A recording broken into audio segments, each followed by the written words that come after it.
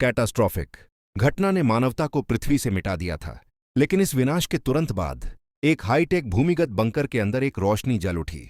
यह कोई साधारण बंकर नहीं था, यह एक रीपॉपुलेशन सुविधा थी, मानवता को दोबारा शुरू करने के लिए बनाई गई जगह।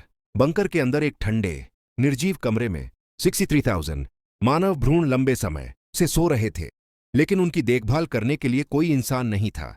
उनकी जिम्मेदारी एक उन्नत रोबोट मदर ऑन पर थी। मदर को एक ही उद्देश्य से बनाया गया था, एक बच्चे की देखभाल करना, बिल्कुल एक असली मां की तरह। जैसे ही मदर सक्रिय हुई, उसने अपना काम शुरू कर दिया। उसकी मैकेनिकल भुजा ने सावधानी से पहला भ्रूण निकाला, नंबर APX यूरोहोफन। मदर ने उसे एक कृत्रिम गर्भ यानी मैकेनिकल वूम्ब में रखा, जो सिर्फ 24 घंटे में भ्रूण को पूर्ण रूप से विकसित कर देता था। और पहली बार उस शांत बंकर में एक छोटे बच्चे की रोने की आवाज गूंजी। मदर की ठंडी धातु की उंगलियां बच्चे को उठाकर साफ करतीं और फिर उसे अपने सीने से लगातीं।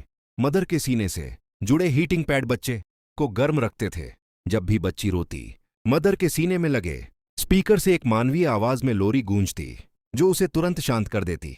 मदर ने बच्ची को कोई नाम नहीं दिया, वह उसे बस डॉटर के नाम से जानती थी। मदर ने डॉटर को बिल्कुल एक असली मां की तरह पाला।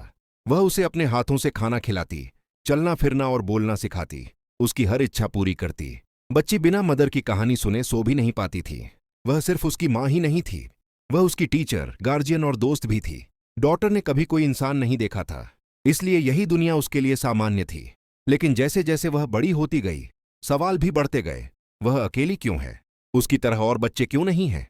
और उसे बाहर जाने की अनुमति क्यों नहीं है? मदर ने बताया कि बंकर के बाहर की दुनिया नष्ट हो चुकी है। हवा जहरीली है, एक भयानक युद्ध की वजह से। जो लोग पहले मारे नहीं गए, वे बाद में जहरीली हवा से मर गए। अब बाहर कोई नहीं बचा, सिर्फ यह बंकर ही मानवता का घर है। मदर ने वादा किया कि जब डॉटर बड़ी और सक्षम हो जाएगी, तब वह और भाई बहन बनाएगी और फिर उनका एक बड़ा परिवार होगा। डॉटर ने मदर की हर बात पर विश्वास किया। समय बीतता गया। वह छोटी बच्ची अब समझदार, बुद्धिमान और सक्षम युवती बन चुकी थी, जैसी मदर ने उसे बनाया था। अब वह खुद मदर की देखभाल करती।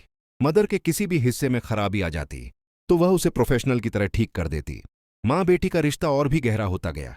मदर ने उसे सब कुछ सिखाया, जटिल मेडिकल साइंस, विश्व इतिहास, कला, संगीत और सबसे बढ़कर नीतिशास्त्र, एथिक्स। अब वह एक शानदार सर्जन बनने की ट्रेनिंग ले रही थी और हर काम में परफेक्ट हो चुकी थी। जल्द ही उसका अंतिम परीक्षा होने वाला था, जिसके लिए मदर उसे तैयार कर रही थी। उसी दौरान मदर ने उससे एक कठिन सवाल पूछा।